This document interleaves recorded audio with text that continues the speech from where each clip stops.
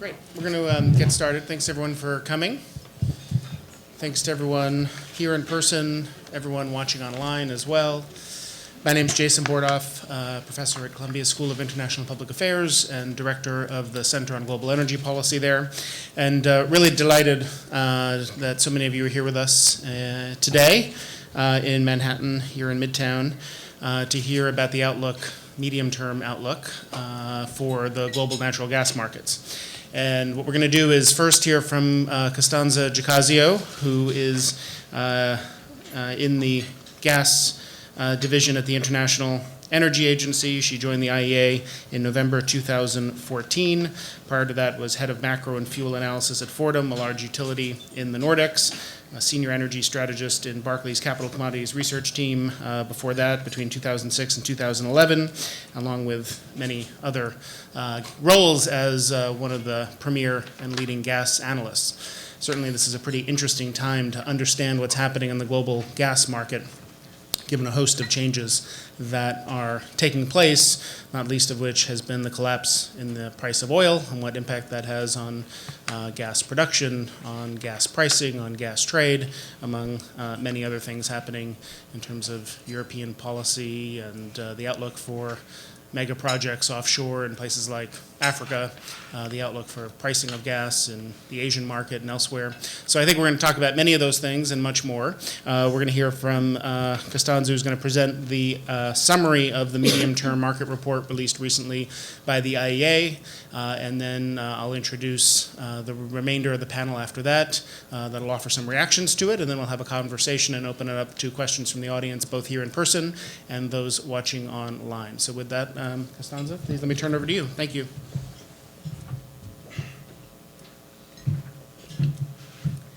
Thank you very much to Professor Bordoff to have me here, and to you to come here and giving me the opportunity to share with you some of the IEA results. Just let's get started. So on the demand side, we do expect global gas demand to grow at a rate of 2% per annum on average between 2015 and 2020. This will be a substantial rebound, I would say, from the very weak levels of 2013 and 2014. Data for 2014 are still coming in, but we are estimating demand of 0.5%. This 2% will still be substantially below the 2.4% average, however, that was averaged over the prior 10 years. It is also a substantial revision from what we were forecasting last year, of around 140 BCM by 2020. In terms of growth, most of the growth is expected to come still from China, the Middle East, OECD, Americas, although both China and Middle East have seen quite substantial revision compared to last year. China, and in terms of regional breakup, China and non-OECD Asia are the regions of the world where we have made the biggest downwards revision. Roughly 50% of the overall revision come from these to these regions. Also, Middle East and Latin America have seen substantial downwards revision. Oversimplifying a bit, there are two key factors that drive these revisions. On the one hand, we have observed the demand, particularly from the power sector, and particular for Asia, has been substantially weaker than previous forecast and then consensus forecast, which I think casts doubts over the outlook for tomorrow. And I will go more in details of why that is the case. A second key themes which underpin some of the revisions is the lower oil prices, which for energy-dependent economy and hydrocarbon-dependent economies is impacting primary energy consumption and therefore the speed of growth of the sector overall. Is also impacting the speed of infrastructure developments that for gas is quite an important element behind continued growth. On a sectorial point of view, power sector will continue to account for the vast majority of demand growth. Roughly 48% of incremental demand is expected to come from the power sector. Clearly, this highlights how important the performance of the power sector will be in driving the overall demand growth rate of global gas demand. And I think arguably the power sector is the sector which bear the biggest uncertainties. And I think we need to differentiate here between the developed economies, so mainly Europe, US, and Japan, and the developing market, Asia in particular. When we look at the OECD's economies, and we think about US, Germany, and Japan, one of the major issues which is negatively impacting the speed of growth of gas demand is the fact that electricity demand itself is not growing. So this chart here shows the income elasticity of electricity demand for the major countries, US, Germany, and Japan, in the period of growth which led to the flattening of electricity demand. So in the US, the latest period of growth for electricity demand was the 2001-2007 period. By 2007, electricity demand in the US has really started to flatten. Similar issue in Germany, similar issue in Japan. And you can see that up to that point, the income elasticity of electricity demand was actually relatively high, which meant that for any unit of GDP growth, you were obtaining a decent level of electricity demand. Now, this chart here shows how this, the economic performance of US and Germany has been relative to their electricity generation growth. And you can see that even in US and Germany, which are economies which have experienced decent economic growth after the financial crisis, electricity demand has been very flat. In Europe, at the very least, many have argued that the fact that electricity demand was not growing was a consequence of the fact that economic growth was not growing, and that Europe had relatively high energy prices. But that doesn't quite seem to fit the story because Germany did see flat electricity demand growth as well as the US, despite having substantially higher electricity prices. So in a world where electricity demand doesn't grow and renewables keep coming in because are policy driven, then clearly the consequence is that thermal generation growth is actually squeezed. With thermal generation growth squeezed, all the space left for gas demand to grow is a consequence of the shutdown of coal capacity. Good news for gas, coal capacity is indeed shutting down, but clearly this limits the space of growth. In non-OECD economies, in particular in developing Asia, I think the challenges are somewhat different. Electricity demand is growing, but I think what the industry, I think, got wrong, and the IEA probably got wrong as well, has been the assumption that Asia would have taken whatever quantity of gas at whatever price. And that was somewhat the underlying operating assumption of most of the industry and the analyst community. On the back of the idea that so much electrification still need to occur in many of these economies, and on the fact that many of these economies are starting to show an increasing level of environmental consciousness, which should lead to gas demand to increase. The problem is, as this chart here illustrates, that the vast majority of the coal-fired capacity fleet in the world is located in countries which do import LNG. So roughly 75% of world coal-fired generation capacity is located in countries which are dependent on LNG and not on domestic gas, meaning that coal there does compete with LNG and LNG prices. So in a world of LNG prices of sort of $15 per million BTU, the result has been that many of developing Asian countries have actually opted to build coal rather than gas, or to at the very least limit the quantity of gas imported. A good illustration of this is India, for example, which when the upstream in India started to disappoint, was coal imports that beat all records weren't really LNG imports. Another example is Malaysia, which is endowed with a very vast gas resources, but it did choose to build a very super efficient coal fleet to export its own gas and actually utilizing for its domestic consumption imported coal.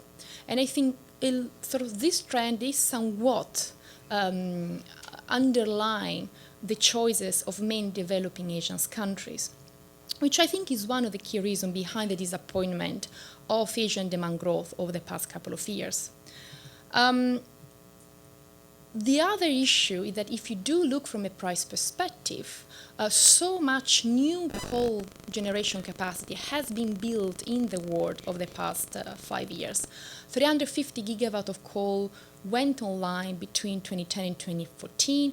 Many of these, particularly in Asia, are super efficient coal plants, which means that gas will really have a hard time to compete with these coal plants. For an ultra-critical coal plant, you would need a $4 per million BTU gas price to displace it, or assuming $8 per million BTU gas price, which would be already quite low price from a cost point of view to deliver LNG to Asia, you would need a carbon price of $50 per ton to actually start to displace coal. And I think the critical problem is that if you do have a carbon price or a carbon tax at that level, renewables will start to come in economically before gas gets coal displaced. And so I think this will limit somewhat the amount of growth of gas in the power generation system. The other important theme is about China. And again, I think a couple of years ago, there was an extreme enthusiasm with respect to the potential of gas demand growth in China, partly based on the assumption that China was becoming more serious and more radical in addressing its environmental challenges. And I think this is true that China is becoming more radical in addressing its environmental challenges, but we need to distinguish which challenges it's trying to address. I think on the top priority, it has been the cleaning of the air and addressing local pollution problems rather than necessarily limiting CO2 emissions. And this has very different implications with respect to the policy choices that you might want to go for. So the sector that keeps growing very strongly is the residential sector in China, where policy has been quite supportive of switching away from coal boilers to gas boilers in those sectors and in small industrial applications. These sectors account for a disproportionately high quantity of particulate matters, but for a very small quantity of primary energy. So from an economic environmental benefit standpoint, that does make sense. That, however, doesn't really impact the power sector, which is, I think, where gas demand disappoints the most. And if you do look at the expansion of energy sources with low particulate and sulfur emissions between that we do expect, but many of these plants are already currently underway, between 2014 and 2020, the biggest contributor to cleaning up the energy in China has been retrofitting coal plants. It's not really necessarily switching away from coal into gas. And so I think that has important implications in the way gas demand is performing in the power generation sector and will perform. And it's partly the consequence of why we have downwardly revised Chinese demand growth. The other key point is the competitiveness of renewables. So renewables are becoming increasingly competitive due to a number of different issues. One is the reduction in the cost of renewable technology. The other is clearly the availability of cheap capital. And there has been some remarkable results in auctions, for example, for PPA contracts in countries such as Dubai, that has seen an auction price of $60 per megawatt hours, which start to be really competitive versus gas as well. So I think this theme of gas being squeezed between renewables and coal It's real and in a sense will continue going forward. Clearly, gas will have a space. The system cannot really work without gas. Gas will need to provide backup power for the variability and the intermittency of renewables, and we still grow in other sectors other than power, such as industrial, residential. But I think the growth will not be as strong as we were previously forecasting. Now, I talk a lot about the negative aspect of the demand side. There are also positive aspects, and that's why we do expect the rebound in demand growth that I highlighted at the beginning of the presentation. And I think price-sensitive countries will see a rebound in their LNG intakes and in their demand due to this price fall that we have seen over the past year and a half. A case in point, I think, is India. India has a substantial amount of gas-fired capacity, around 25 gigawatt currently. Back in 2010, 2011, when the upstream was still performing and therefore it has access to cheap gas, the load factor of that capacity was around 60%. Now the capacity is running at 20%. India has spare infrastructure capacity for importing gas and has therefore spare already built gas-fired generation capacity. Should India be able to bring the load factor back to 60%, this would give you an additional 15 BCM of imports into India, which in the context of the global LNG market is by no means negligible. And so I do think that India is one of those countries which could see a rebound in imports, also because any rebound in imports, any increase in fire generation utilization would actually go in addressing power shortages rather than getting in direct competition with coal. In countries where this is true, we might indeed see some rebound in gas demand.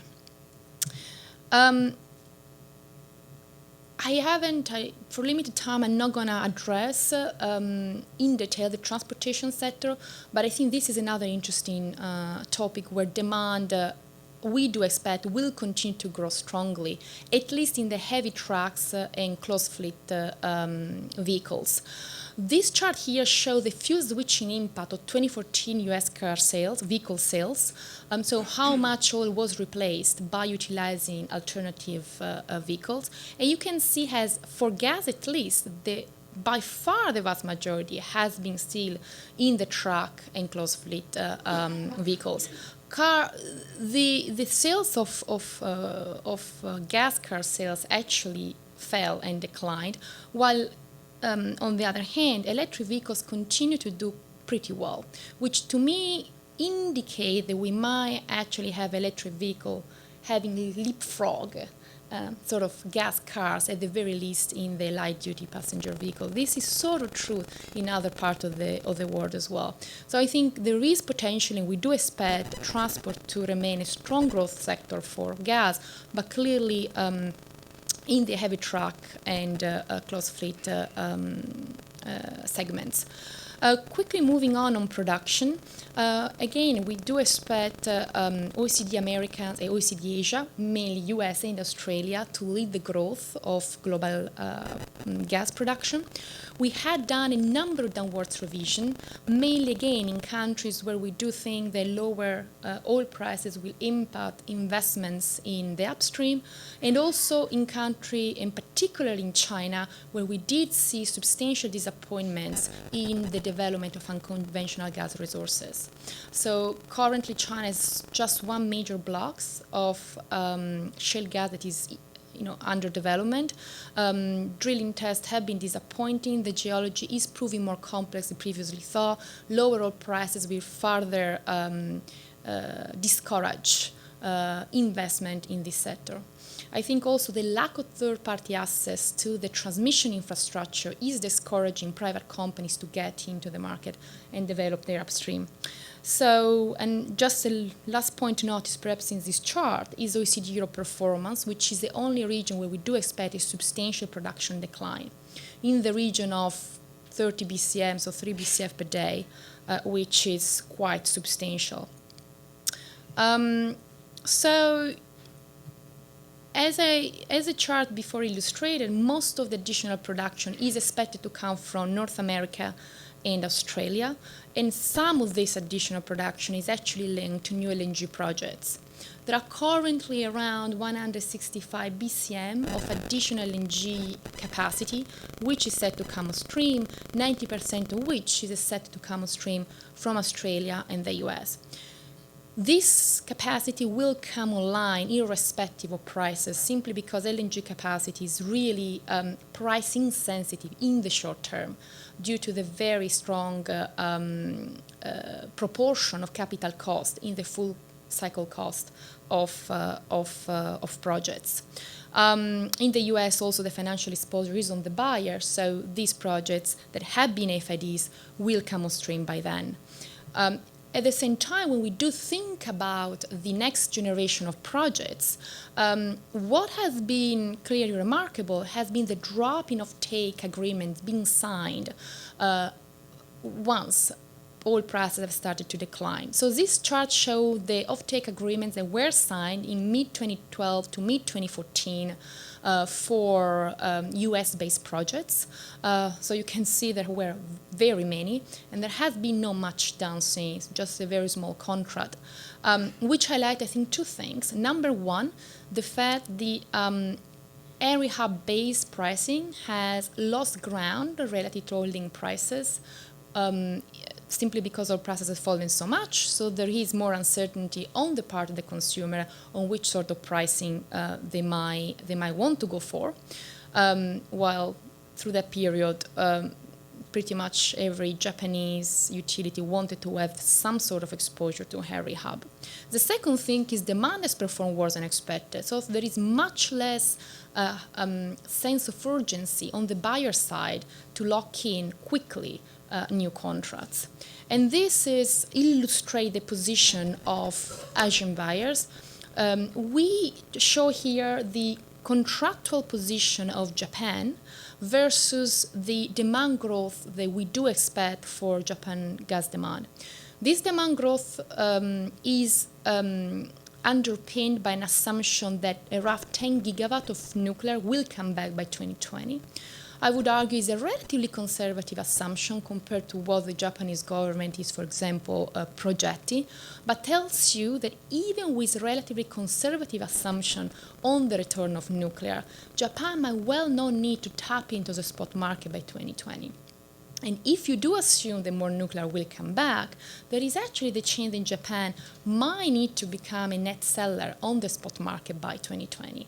And I think this is one of the key reasons why we are struggling to see new contract being signed, on top clearly of the challenges of a much lower oil price environment, both on the economics of producers and on the challenges of what sort of contract type a buyer would like to go for.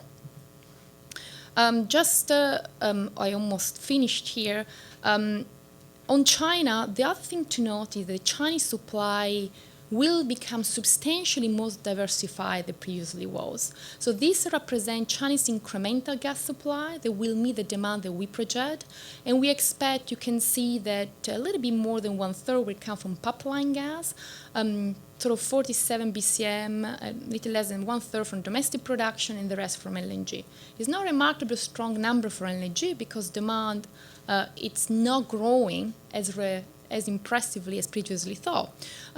But the supply side is becoming more diversified, which I think will potentially give China the possibility to become a stabilizing factor for potential demand and supply imbalances in the region. Till very recently, the only region that had the possibility to really balance out imbalances somewhere else was Europe, due to its switching capacity on the demand side and its switching flexibility between LNG and pipeline gas on the supply side. As the supply sources into China are becoming more diversified, I do think China might indeed play a bigger role in rebalancing potential imbalances in non-OECD Asia in particular. So this just illustrates where we think the additional LNG supplies will flow. You can see a good chunk in China, a substantial chunk in non-OECD Asia. There are a number of new countries which are becoming net LNG importer. Pakistan just started a new terminal. Thailand is expanding its own terminal. Malaysia and Indonesia are also expanding their existing terminals. We expect Vietnam and Bangladesh to have terminals by then.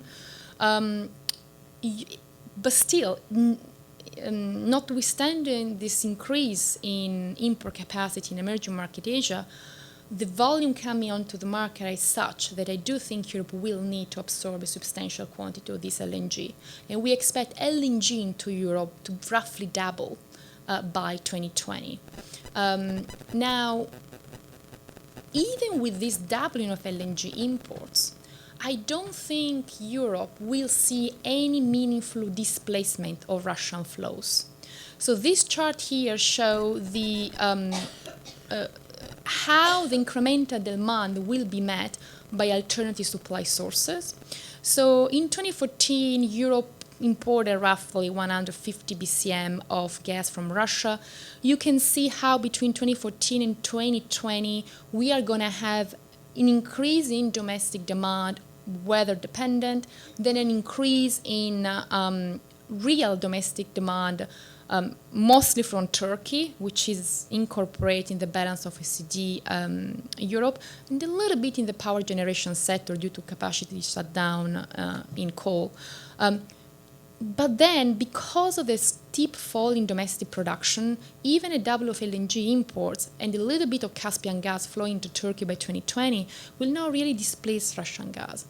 So I do think that this LNG will not necessarily be pushed into Europe, will not necessarily feel like a pull either, but will be somewhere in between, just enough to accommodate the demand needs or the incremental import needs that Europe will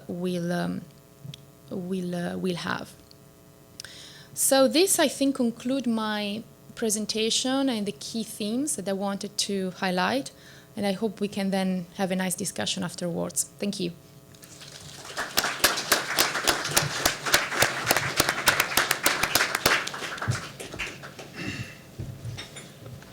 Thanks so much. That was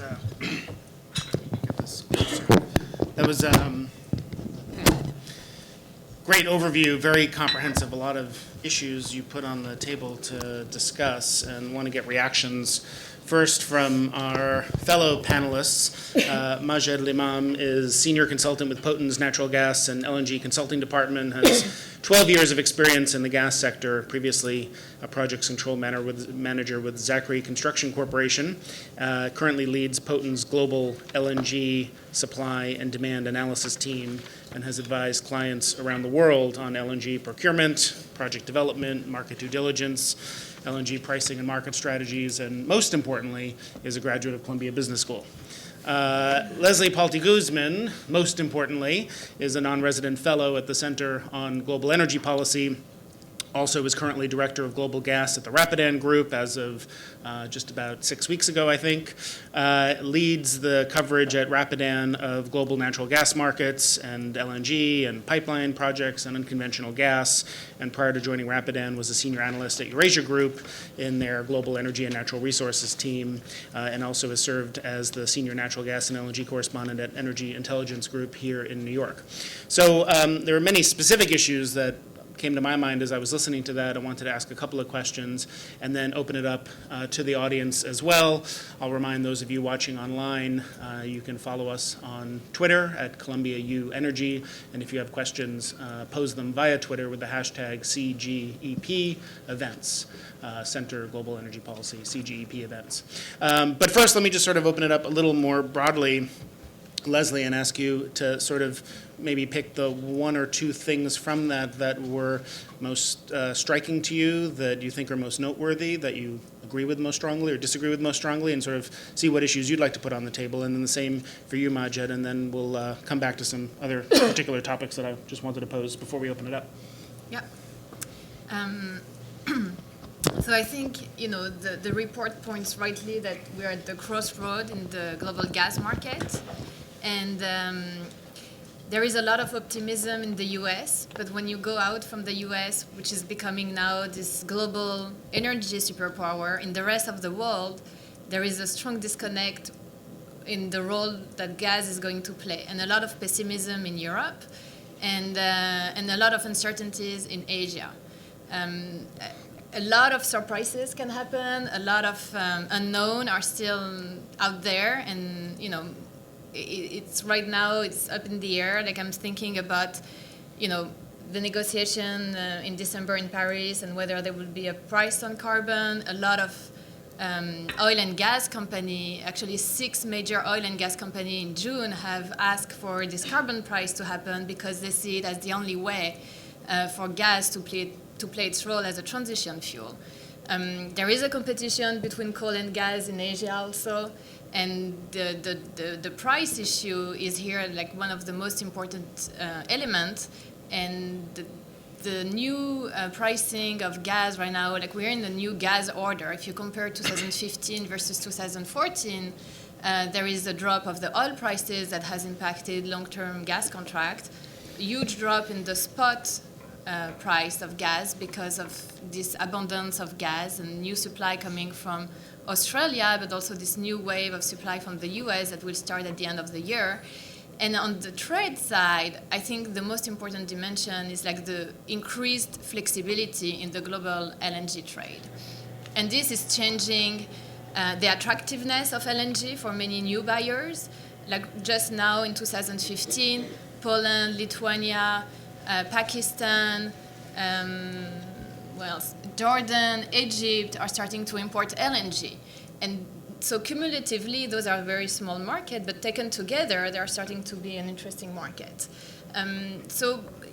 All in all, there are negative dimensions, positive one. I think from what you mentioned, the disappointing growth in Asia, surprised the market.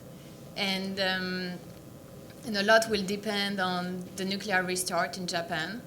And I think, as you mentioned, the Japanese government is overly optimistic about their plan. And we may see, a long-lasting need for LNG in Japan. It doesn't mean that it will grow much beyond what they are importing now, but it will remain stable for the years to come. And China, obviously, is the big question mark, and whether the pipeline with Russia will materialize on time, and what will be those volumes, and what will be displaced, on the LNG side. But I think LNG will be needed in the long term in China, and has a huge role to play, and in Asia and Southeast Asia also is a growing niche market. And just to follow up on that, so, because you showed those charts about how gas actually lags far behind renewables and retrofitted coal, and how China is actually going to meet power needs and address pollution concerns. You showed data about how it's not just potential for weaker economic growth in China than people think, but structural changes in the energy intensity of the economy. Sure. So, does that lead you, first Leslie and then Costanza, to be more skeptical of actually how much gas demand and LNG demand there's going to be in the Chinese market? Power generation is one, electricity is one. I think transportation, is something that we underestimate widely, like in the global gas market. And China now is like the country that is going to use the most gas in a natural gas vehicle, for instance. I think the diversification of the supply portfolio in China means that there is an above all strategy from the government. They don't want to put all their eggs in one source and one kind of fuel. So pipeline, unconventional, LNG have all the role to play. That's my view. Do you have any comment on that? Yes, I do think that, I do think that this energy transition the Chinese undertaking is having clearly huge consequence in terms of primary energy growth. Coal demand fell last year, has remained weak this year. China is having one of the most energy-intensive economy in the world. The cement sector accounts for something like 10% plus of Chinese economy. So clearly that transition happening as China move away from this just basic infrastructure sort of economy to a more sort of upgraded, value-added economy, and where its consumer society develops, that will have repercussions through all the primary energy components of the energy mix, including gas. Now, that said, I think gas is far less sensitive to these changes than coal actually is. And therefore, whatever are going to be the environmental policy actions that China will decide to undertake, those actions will be the most important element in driving Chinese gas demand growth. While I do think that coal has a much stronger sensitivity to the change in the economic structure.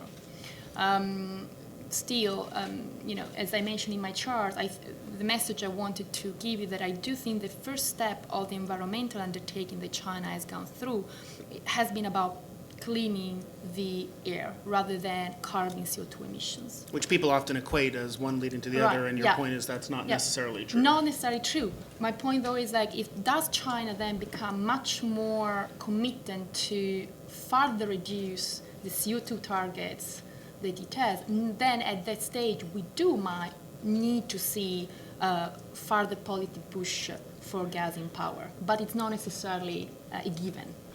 Yeah, I want to come back to that, and particularly the recent announcements that China has made about its climate ambition and what that might mean for gas demand. But Majed, let me just get your sort of general reactions first to what we were just talking about, but more broadly, the presentation as a whole. Well, more broadly, perhaps to start, we do agree. The development of demand on the natural gas end, and of course then LNG is critical to the growth of LNG markets. We're in a world now where there are many supply projects competing to take FID and develop, targeting, in our view, a available demand, quality demand, mostly in Asia, that can anchor these projects. But that is finite. So the key bottleneck to developing more LNG supply project is development of quality demand from buyers that can structure, anchor, make projects bankable. So this links in a way to that struggle with developing quality demand worldwide. But we do see opportunities, but not for all projects, but for the projects that are able to match with key buyers and quality buyers. So we see buyers on the LNG world in a way as kingmakers to the whole chain, fitting in with the view that quality demand may be hard to get to in the next 5-6 years. Having said that, China and India, when we do at Poten sensitivity analysis on LNG demand, China and India are the markets that, in our base case, would experience most growth. I think in 2014 together they imported around 34 million tons per year. We see that growing to around 90 million tons per year by early next decade. So obviously that's a key market for LNG. But there are issues, and yes, there's competition from other sources of fuel. LNG is not going to compete against coal, will not be able to on cost, on price. It is an environmental decision, perhaps targeted to certain areas of China and India that will allow LNG growth, but economically, very difficult to compete against coal generation in both countries. The key is for LNG and natural gas is potential downstream price adjustments in both countries that will make LNG competitive and allow the chain to sustainably work as a LNG imports into China and India. Because if you see today, you look at LNG prices worldwide on long-term contracts, even after oil dropped, large subsidies are needed for LNG to make its market share. So unless both countries make substantial changes, fundamental changes to the downstream market mechanisms to allow gas to be priced in an economic fashion, yes, the LNG demand could be at risk, and this is one key aspect we look at it in detail. Yeah. And Costanza showed one chart about, the trickle, the slowdown in the number of contracts being signed for, I think that was for U.S. projects, given the collapse in the oil price and less interest in Henry Hub indexation. which was a little surprising to me because, these are projects that come online in 2018, 2019, and this is for supply post-2020 mostly. So making those sorts of decisions, because we have seen in the last 6 months a price collapse, is there some disconnect there? And do you think that as a result of the current oil price collapse that the medium to longer term outlook for U.S. LNG exports is significantly changed? Actually, yeah, that is a very interesting graph. I like it. It does show that there's slowdown on FIDs eventually, financial investment decision, final investment decision, on LNG projects. So that's worldwide is a trend. Outside the U.S., this is driven by, of course, lower oil prices making the economics of the LNG liquefaction projects more challenging. At $100 oil, you have a lot of projects, LNG projects, most projects worldwide economic, not all, but most. At $60 oil, that's a tough market to have the economics of LNG at a project level work.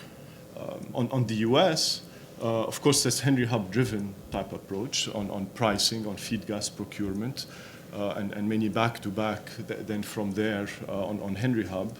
But we do see slowdown, and that probably has to do with the Asian buyer attitude towards how much exposure more do we need with Henry Hub.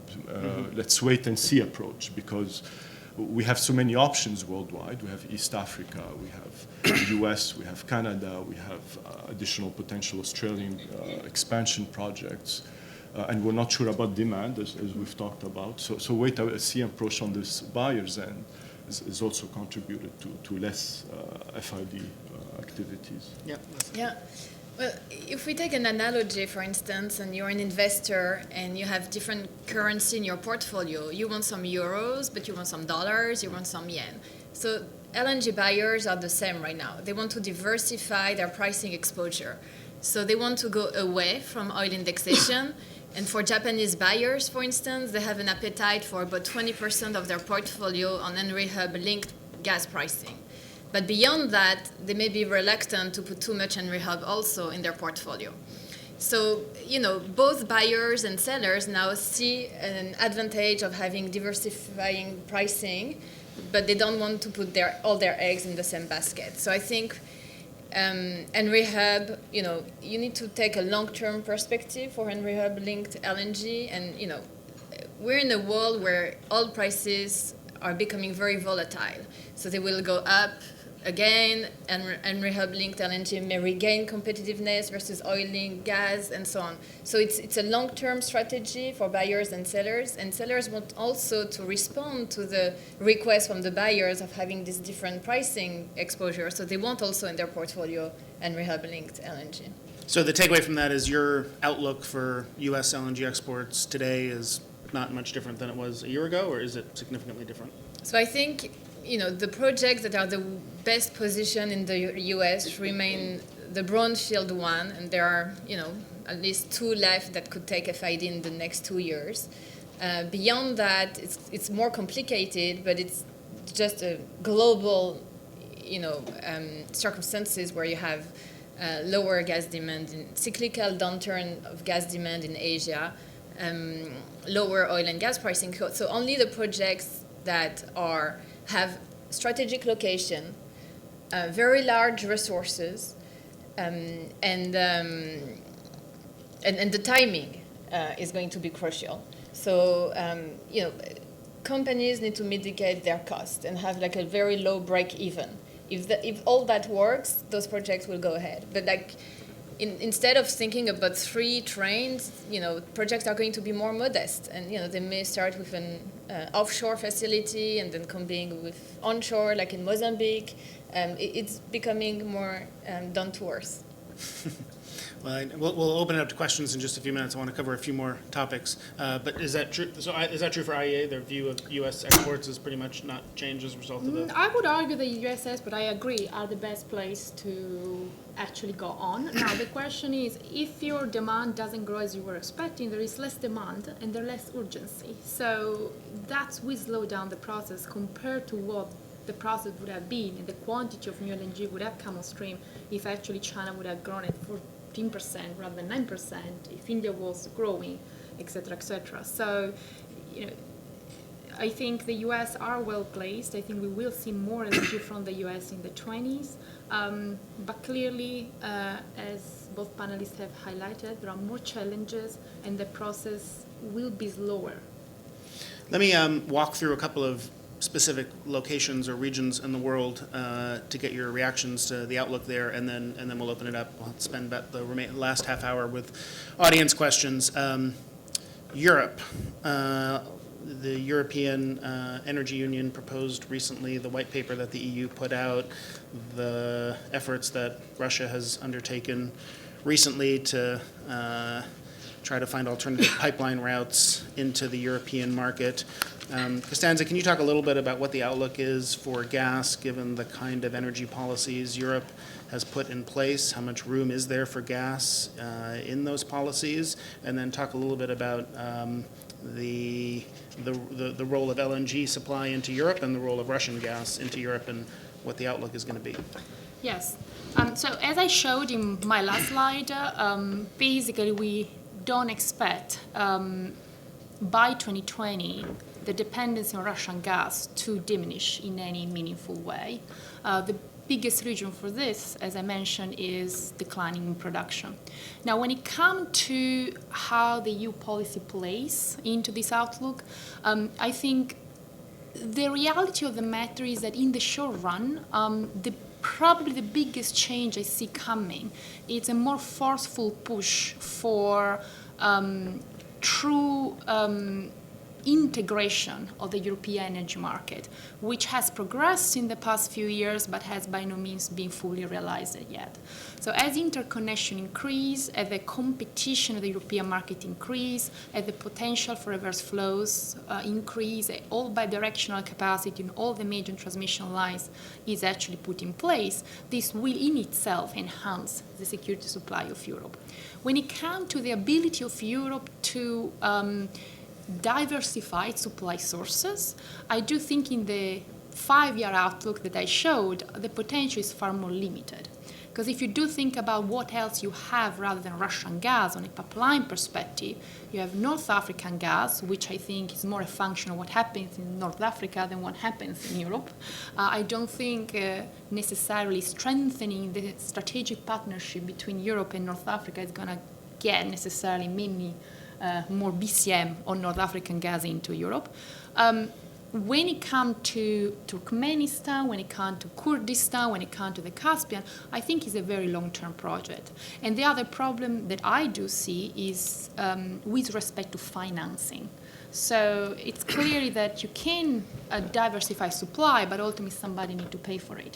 And it's much easier to diversify supply in an environment where your demand is growing, simply because okay, those new demand will be met by supply. There is a market. There is a clear sense of private sector participation, which is underpinned by the economics of the project itself.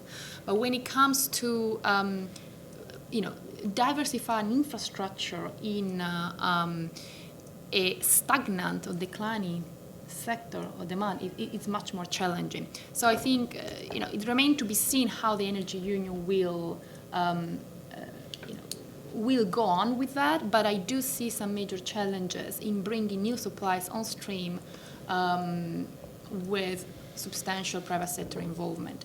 When it comes to Russia, then of course much will also depend on the Russian strategy and what Russia does decide to do, and not only on what the European Union decide to do.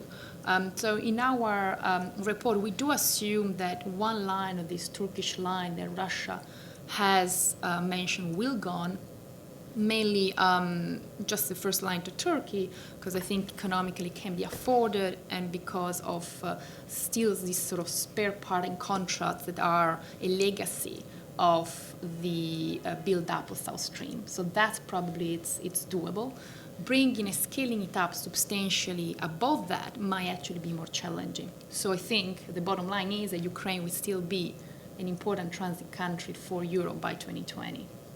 Majed, what's your thoughts on the outlook for LNG supply into Europe? And also, the view in the U.S. had been for some time, well, the price in Asia is just going to draw those supplies into Asia. They're not going into Europe. Does that look different today? I think, well, one key aspect that links to your question of what Costanza said is how difficult it is to develop infrastructure. So on the supply side, I mean, for LNG projects to develop, say, from scratch targeting Europe, that has to involve take-or-pay agreements, the whole project in place, the whole chain, bankable projects. We have not seen Europe able or maybe needing to do that for the last 8-9 years. Most LNG projects that have taken FID have been targeting Asia. So Europe is in a place now where there's no dedicated supply from an LNG perspective. A lot of diversions happening, a lot of flexibility. But buyers are not able to go in and have long-term commitments just because how the market is evolving, the tension between long-term pricing and hub pricing that puts utilities at risk. So those are issues that, in a way, work against security of supply, to be able to secure supply in the long term. Now, the US projects, some of the capacity is dedicated to end users. Some is dedicated to trading houses or aggregators, portfolio players that are seeking to, in our view, to commit those long term. If they don't for the full amount, that leaves opportunities for Europe to attract LNG, even though they were not anchor type buyers, which is an advantage. Europe has spare capacity in its import terminals. The issue is, does it then have the price to attract LNG when it needs it? So in a position where you're exposed to more short-term spot market, when you really do need it, say a very cold winter, the LNG may not be available to you because somebody else in Asia has got it committed or willing to pay a higher price. So all of these are really big, important issues. LNG can still continue to play a key role, but that aspect of it that is long-term, that is committed to buyers, is really not available to Europe anymore, just because of the structure of the market and more availability on a spot short-term. But that depends just what happens on the global market rather than what Europe actually does need. And so just to be specific about it, what sort of prices would be needed in Europe versus in Asia to start to see significant supplies get redirected into the European market? If it is Northwest Europe and the UK, then it's really NBP driven, TTF driven, which is really quite a strong linkage to NBP. So for Europe to attract LNG away from Asia, NBP has to be higher than not just JKM, but even some of the medium-term oil-linked formulas. In our view, in our projections of NBP levels, it would be hard for the US projects to develop fully on a life cycle cost targeting Northwest Europe, but in a cash cost, once they have sunk cost and are operating as a market of last resort, economically it does work to target NBP at the levels we see. Leslie, looking at the outlook for gas in the Asian market, can you talk a little bit about your view on the outlook for the pricing formula, for the potential for spot market to develop in that region? Are we going to continue to see oil indexation as far as the eye can see? And what does that mean for gas demand? Do you differ at all from what we heard in terms of the IEA's outlook for that? So what's interesting is that in the current new pricing environment, we could have thought that Asian governments would put less emphasis on the creation and the emergence of mature physical hubs in Asia. But actually, there have been, just in the past 2 months, very active moves from the government in Singapore, from Shanghai Exchange, to actually accelerate the creation of an exchange and giving LNG, creating an LNG benchmark in Shanghai, in Singapore, and Tokyo has already tried that for more than a year. It takes time because there is not enough liquidity, not enough trade yet around those areas. And it's a top-down approach, like a very institutionalized approach, like similar to what happened in the European Union market. So it takes time for the market to gain confidence, but I think it's only a matter of time. The signpost to watch is not necessarily how much liquidity and trade we're going to see around those hubs, but how much willingness the market participants want in terms of transparency around gas pricing in Asia. And yes, we have increased flexibility in the market.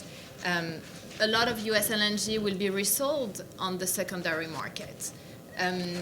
We see a lot of swaps that are going to happen, some reloading, but it's not replacing hubs, because what hubs will do and what a price benchmark in Asia will do, similarly to Henry Hub or NBP, is that it will provide transparency around the pricing. And you cannot get that through bilateral relationship between a buyer and a seller, just calling your counterpart in Asia and say, hey, I have a spot transaction for you, are you interested? And then nobody else know about it, and you can differentiate pricing. So only hubs will bring this kind of transparency in the market. Costanza, are the higher cost sort of projects in the new gas frontiers like East Africa and Eastern Mediterranean just on hold, and in this price environment we shouldn't be thinking about them? Or is that an overstatement? Depends on which time frame you're talking about, clearly.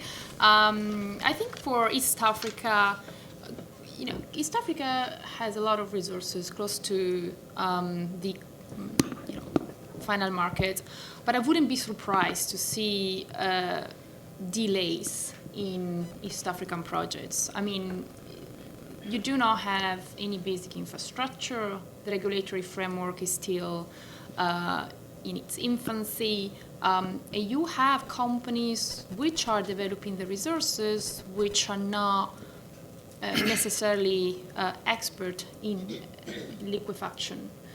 So I think and then of course they do face their capital constraints as all other companies face.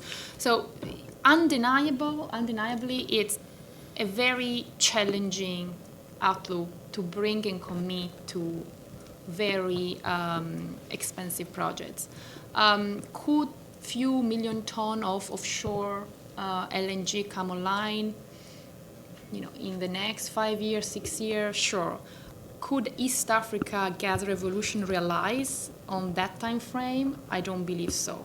Now, if we take a much longer time frame, I do think East Africa is indeed well posed when prices will recover to actually be part of the supply response to still growing demand in Asia. Then, as you highlighted, as we move in the 20s, somebody will need more LNG.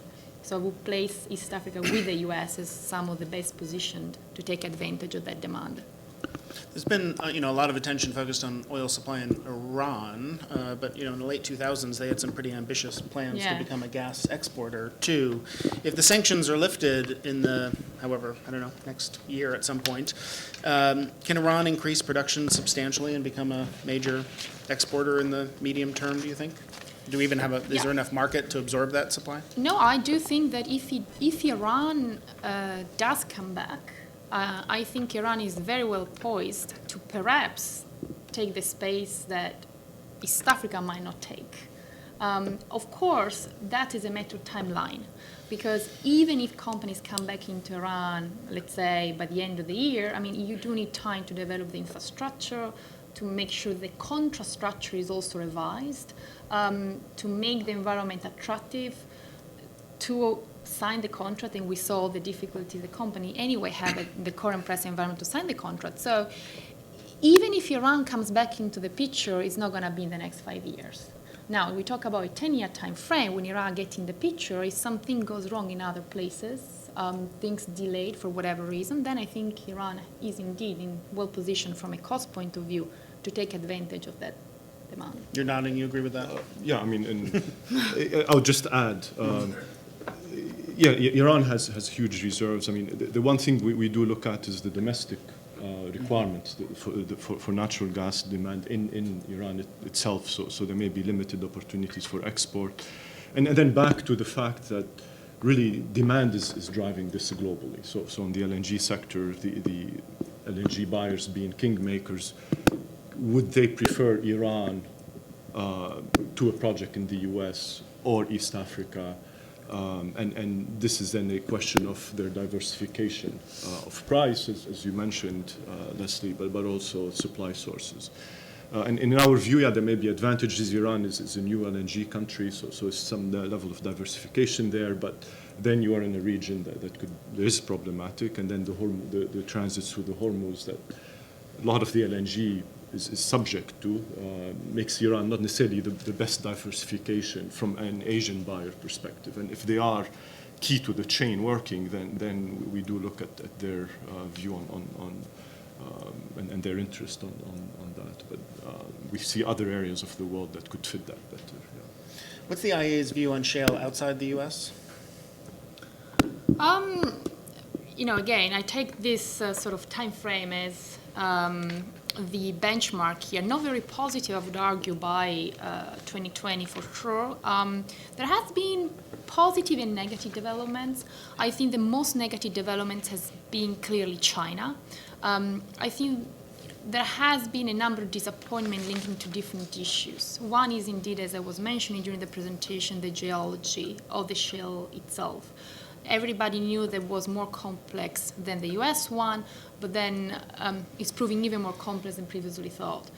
It's not just about the depth of the shale, but it's also the it's not as continuous as the US shale is, so it's much more difficult to drill these very long laterals that in the US do allow to extract at very cheap prices these sort of resources.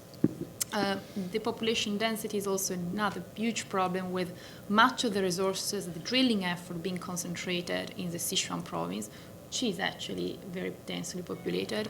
There are other areas of in China besides Sichuan that do have a lot of resources, like the Tarim Basin in the north. But again, also the geology there do seem challenging for different reasons. On top of it, I do think that the lack of deregulation, actual deregulation in the Chinese market, it's indeed hampering the development of Chinese shale gas. Because shale gas in China is listed as a different commodity to gas itself, which basically means that private participation in the extraction process, in the upstream, is allowed. But you don't then have third-party access to the infrastructure itself, which basically puts you in a sort of difficult position in a system which is dominated by the big players. So I think all these elements are a problem. In Europe, I think it's a matter of, I don't see any area in Europe really becoming a major shale player anytime soon. The two countries, Romania and Poland, which were allowing companies to come and explore, actually have seen many withdrawals over the past 12 months, not just because of clearly lower oil prices have had an impact, but also drilling tests have been disappointing. I think perhaps the emerging potential is really still in Argentina. We did see some positive developments of late in terms of company coming in and at least put one foot into it. No major investment clearly have yet been made, but should the government move forward and enhance its sort of current policy to attract again and to regain confidence from the investor community, I do think there is a lot of hope that indeed the Vaca Muerta could indeed be a very, very good geologically speaking shale. So I see some positive movement there, but far from saying, okay, Argentina is going to be the next gas shale story. Right. And just to close, can you quickly comment on the point that came up earlier that, we've seen significant announcements on climate made, China, US, Brazil, just yesterday. If we see more aggressive steps being taken on climate, what does that mean for the gas outlook? Well, I do think gas is much more resilient than other fuels, clearly, to any very strict CO2 reduction goal targets. In the IEA 450 scenarios, which basically imply limiting the temperature increase to 2 degrees, gas is the only fuel that actually show growth versus coal and oil, which needs to peak. And we'll see actually a contraction. That said, even in that scenario, gas grows less than in a business as usual scenario. And I think the reality that if you do want to achieve that sort of climate target, you basically need to get to the point where you also limit gas consumption. And so you will need more renewable, you will need carbon capture storage, you will need all a series of new technologies which ultimately will have less of an impact on gas in the fossil fuel space, but we still have an impact on gas. So that leads to the first question we have via Twitter, and while you're answering that, maybe we could bring the microphones up, and I think there was a question here in the front row, if you still have it. But the question from Twitter was about the future of CCS and whether 2 degrees is even still reasonable. But, you know, CCS people talk about as coal, it has to play a role for gas too in the long term. Sure. Where it's reasonable? Well, it's reasonable to think that policymakers will agree to a 2-degree target reduction. Who knows? I think what would be interesting to see is whether you can forge an agreement which is tight enough that allow investors to believe that 2 degrees is achievable. And so that would probably forge the confidence to go on and invest in new technologies and basically, you know, put money into what is required to develop the technology needed to actually achieve that sort of target. So I see that, you know, we might create a positive, fulfilling process if policymakers come together and do agree on a tight target, if not necessarily on a 2-degree target. Yeah, here. If people could introduce, identify themselves and ask brief questions, please. Hi. I'm Ernest Kafka, and I'm an amateur in this field. But I want to congratulate you on the complexity of the factors that enter into this situation that you've been able to cover. And I have a question about what I think hasn't been covered, and that is on the demand side. You emphasized the uses in transportation trucks of the hydrocarbons and heating and electricity and generation and so on and so forth.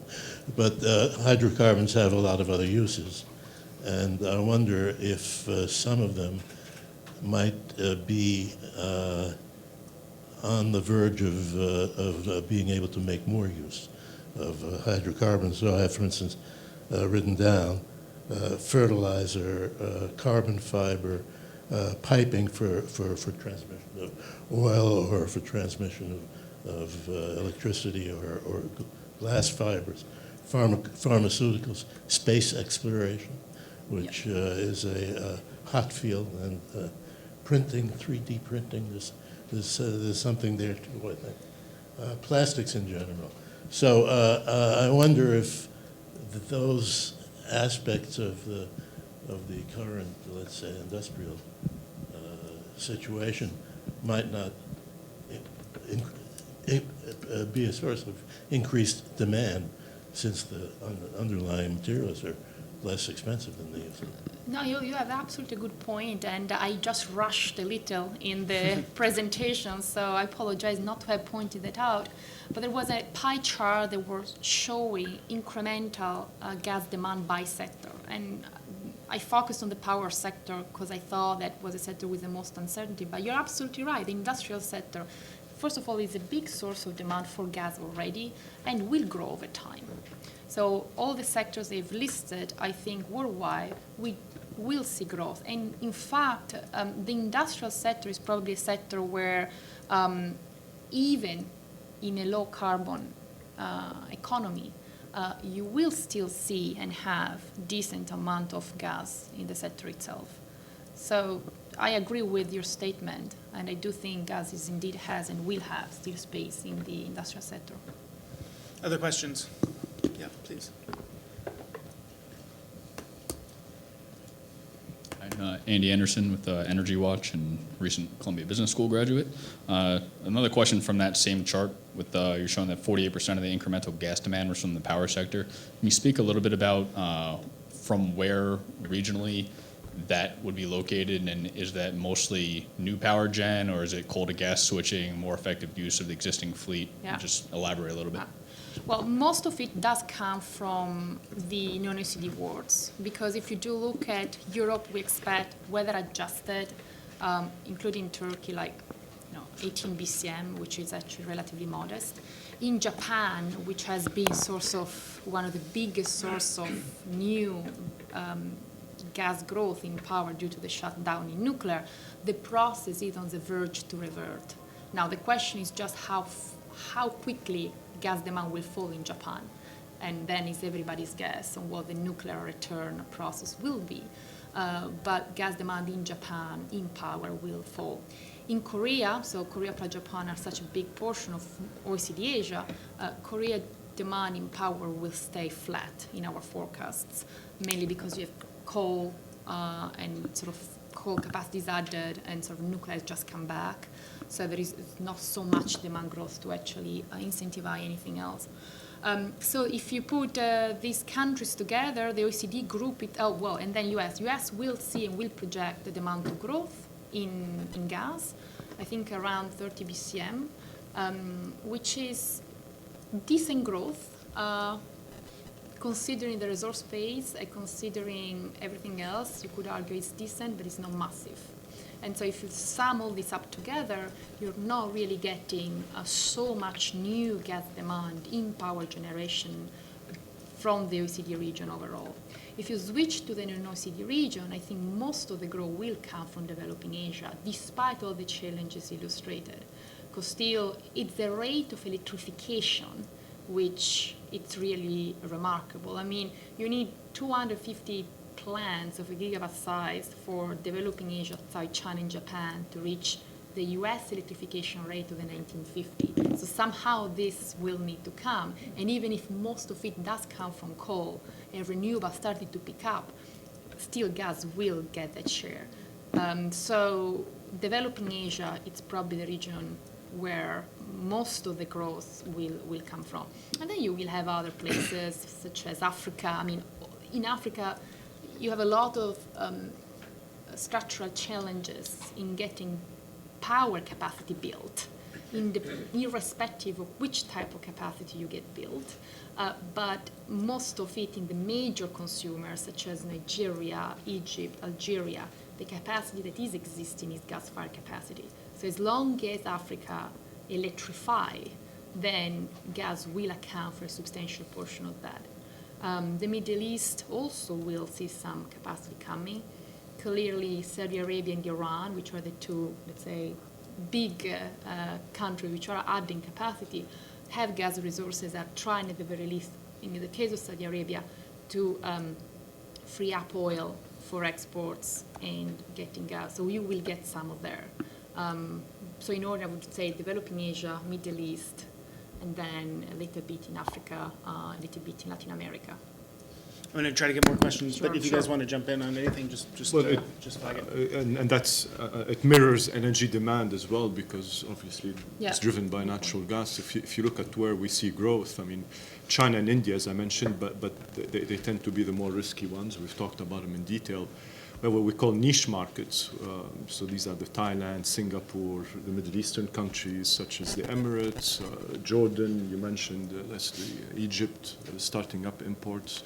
Those are important source of growth. I mean, you take each separately, doesn't add much, but together they could rival a China or an India as far as an LNG demand center. So it's very important for sellers to keep on following these as well, including Southeast Asia.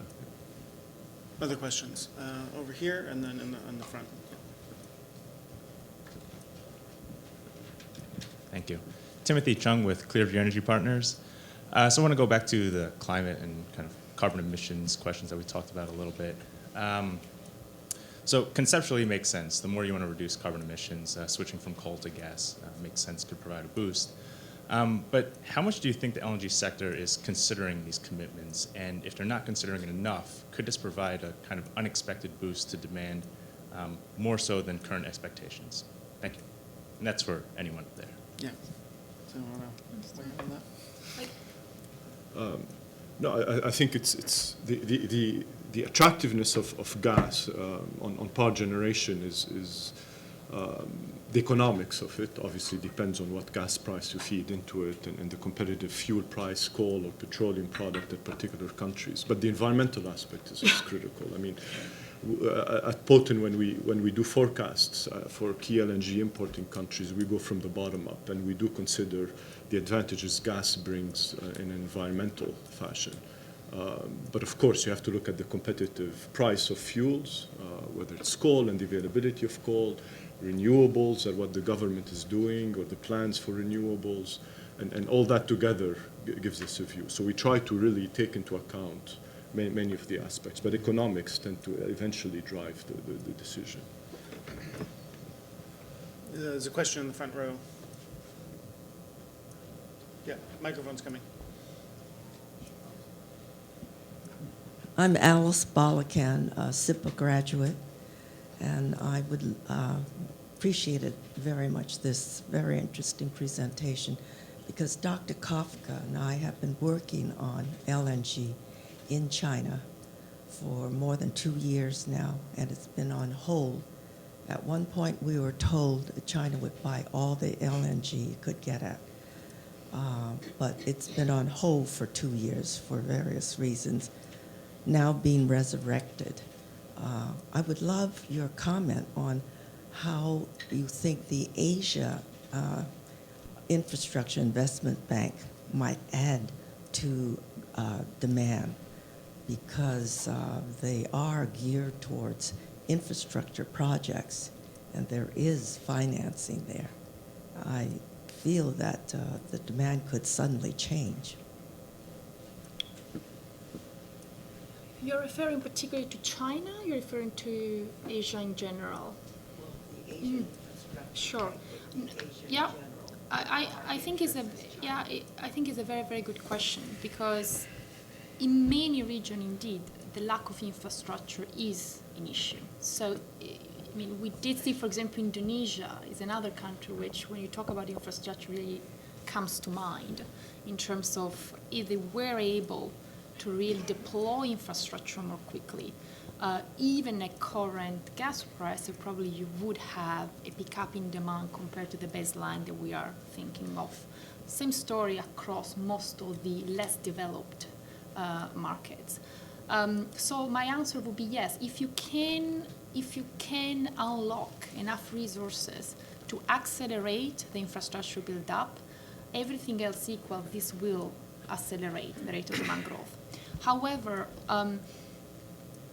the fact that you have the infrastructure doesn't mean you're going to get the gas if the gas is too expensive. And I think India is a very good example of it. So India did have, as I illustrated, the gas infrastructure needed to bring the gas into the country and had the firepower capacity needed to actually burn the gas. The thing is that with the end-user tariffs being set at a very low level, then no utilities wanted or could afford to actually do it. So the infrastructure is an important point, but I think at the same time to be matched with something that, for whatever is a country involved, is deemed as affordable. Otherwise, the infrastructure alone will not really get you the demand itself. But yes, I agree with you, it's one important aspect of the picture. Yeah. It's interesting because the market, the LNG market has evolved a lot, but the financing of LNG infrastructure has not been reformed. And when you look at liquefaction plants, it's still based, banks want to see a certain portion of the LNG project that has been committed under long-term contracts. For the regasification plants, buyers don't really want to invest in it if they don't think it will be utilized, at more than a certain percent. And it's really hard for governments, to want to invest in projects that just for the optionality of the security of supply it will provide. If you have, banks that are ready to invest in this kind of infrastructure and they don't have the same requirements, I think it would be really helpful to have, in general, a reform of the financing of the LNG infrastructures. Other questions? There's one in the very back.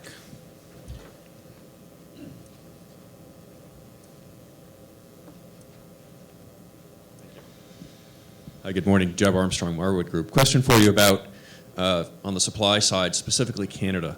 Very little mention made of that. However, given the proximity of British Columbia to Asia, you'd think there'd be a lot more interest in that. Could you talk a little bit about why Canada seems to have been absent so far from the export game?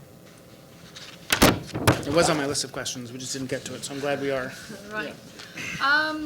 Yeah, I mean, I think in our balances, we don't assume Canada to be exporting LNG by 2020. That said, we also don't expect East Africa to export LNG by 2020, and we do not expect the second generation Australian projects to be by 2020. So it's not necessarily specifically negative on on Canada. It's just that so much is anyway coming, as we have mentioned, that we don't really see so much scope for others. For additional LNG from new countries. Now, I do think, despite the proximity to Asian customers, I do think that the project economics of Canada LNG do look more challenged than the project economics of U.S. Gulf projects, and therefore, Canada need to overcome some of those. Now, is there a possibility that one project or two projects might at one point be online from Canada? Sure. We have recently had the news that the Petronas-led project has taken conditional FID on two conditions which to me look quite possible to be met. So we might indeed get something out of Canada in the end. But I would not really place Canada, despite the proximity to Asian customers, as the best place necessarily to actually sort of fill up that demand gap, that demand supply gap that was materializing in the 20s. But I think my colleagues on LNG might be to add something. Yeah, the timing you described is our view as well. We do see a lot of interest from buyers, Asian buyers particularly on Western Canada. So again, driven by demand, so that interest is valuable. The economics is a challenge, we agree, especially at lower oil. So if oil was at 100 and some of these contracts would be long-term oil-linked, some may be hybrid or North American hub-driven partially, but mostly oil-driven. And if you assume that, then the level of oil prices is key here to make the project's economics. So at 60, 65, very difficult. So you see delays in FID. You see a lot of the players going back and trying to improve economics by lowering costs, looking at alternative designs, and that takes time and again delays. But eventually there's potential. There's gas resources. Monetization through LNG would make sense if the right buyer is involved, the right price is offered, and the economics work. It would only add that environmental issues are a big issue in Western Canada, and also First Nation issues for both the pipeline right away and construction and also the liquefaction facilities themselves, which has contributed to the delays. I know I could take all the questions both in the room and online on Twitter, but I think we have room for question, maybe one, maybe two more, but yeah, over here.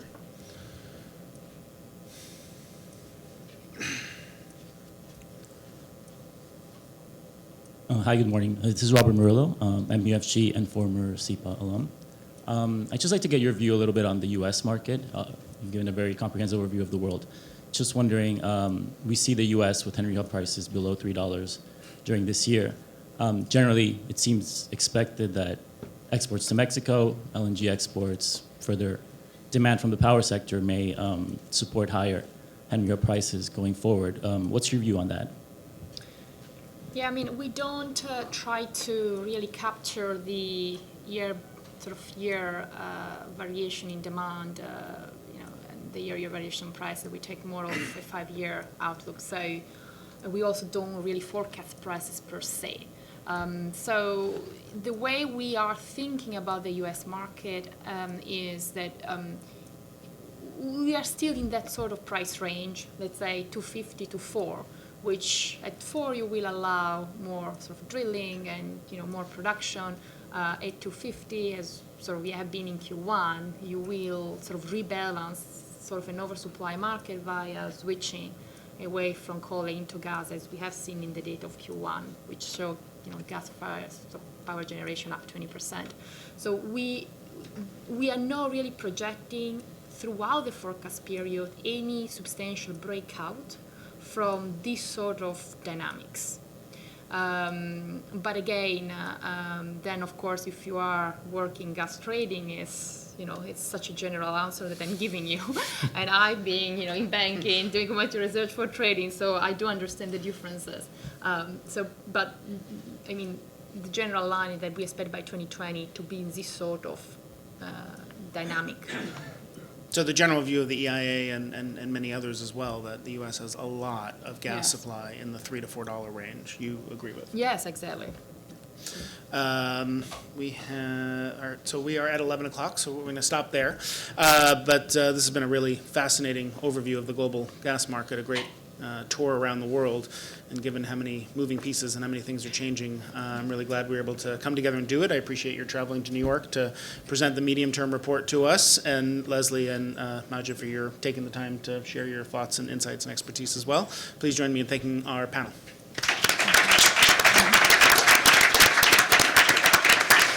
And as always, you can follow us online on Twitter at Columbia U Energy, see all the events we have coming up. Slightly slower schedule over the summer, but still some events coming up in the next month or two, and then ramping back up again after August. So thanks all for coming.